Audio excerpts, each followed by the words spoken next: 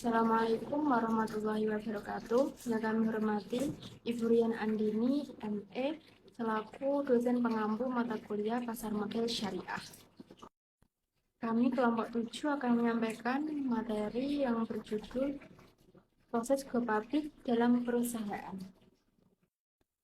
Saya, Sinar Romania, sebagai moderator dan pemateri 1, dan perkenalkan teman saya Wika Pramita sebagai pemateri 2 dan Jazratul Faida sebagai pemateri 3 dan juga Nabila Hasna Amalia sebagai pemateri 4.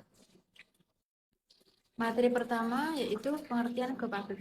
Go public berarti perusahaan menerbitkan saham baru dan menjualnya kepada publik dan memperoleh modal atau dana dari publik.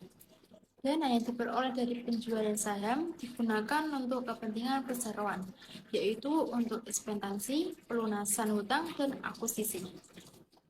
Selanjutnya, syarat perusahaan harus go public. Menurut Undang-Undang Nomor 8 Tahun 1998, Pasal 1 Angka 22, disebutkan syarat perusahaan dapat menjadi go public yaitu yang pertama, saham perseroan sekurang-kurangnya dimiliki 300 pemegang saham dan memiliki modal sekurang-kurangnya Rp 30 miliar. Yang kedua, perseroan berbentuk bank laporan keuangannya harus mencatatkan laba 3 tahun berturut-turut. Dan yang ketiga, perseroan non-bank laporan keuangannya harus mencatat laba selama 2 tahun berturut-turut dan harus diaudit oleh akuntan publik yang terdaftar di pasar modal negara dengan pendapat wajar tanpa syarat. Kemudian tahapan penunjukan underwriter dan kesiapan dokumen.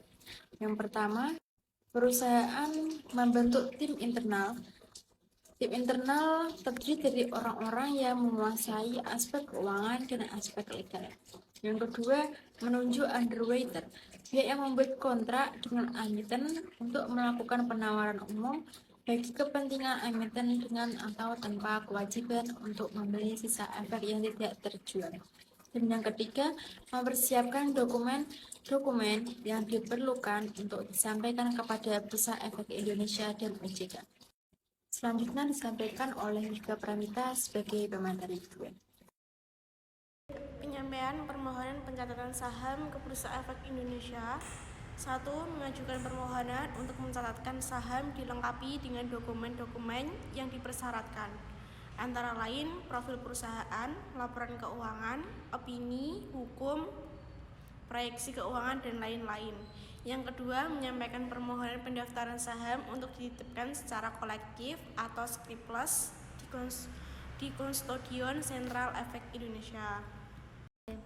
Yang ketiga, apabila perusahaan telah memenuhi persyaratan yang ditentukan dalam waktu maksimal 10 hari, setelah dokumen lengkap, Bursa Efek Indonesia akan memberikan persetujuan prinsip berupa perjanjian pendahuluan pencatatan saham kepada perusahaan. Selanjutnya ada penyampaian pernyataan pendaftaran ke OJK. Yang pertama, dalam melakukan penelaah, OJK memastikan bahwa semua fakta material tentang penawaran saham, kondisi keuangan, dan kegiatan usaha perusahaan diungkapkan kepada publik melalui prospektus. Yang kedua, OJK akan memberikan pernyataan efektif setelah perusahaan menyampaikan informasi mengenai harga penawaran umum, saham, dan keterbukaan informasi lainnya. Yang ketiga, apabila pernyataan pendaftaran perusahaan telah dinyatakan efektif.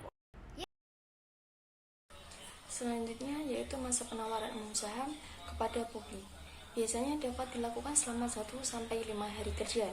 Dalam hal permintaan saham dari investor melebihi jumlah saham yang ditawarkan atau oversubscribe, maka perlu dilakukan penjatahan.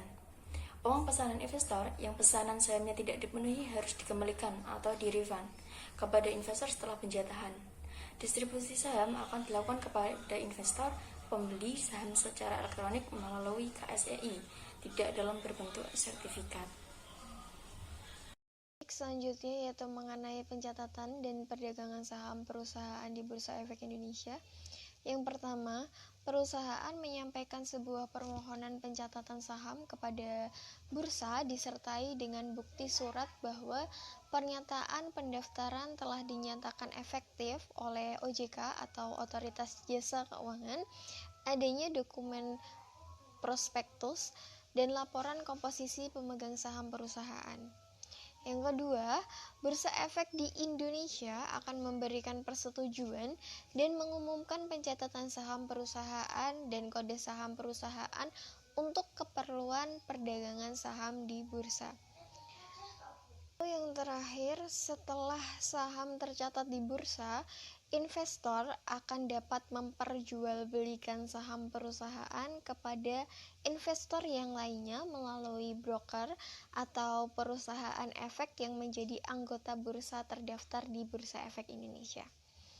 Sekian pemaparan mengenai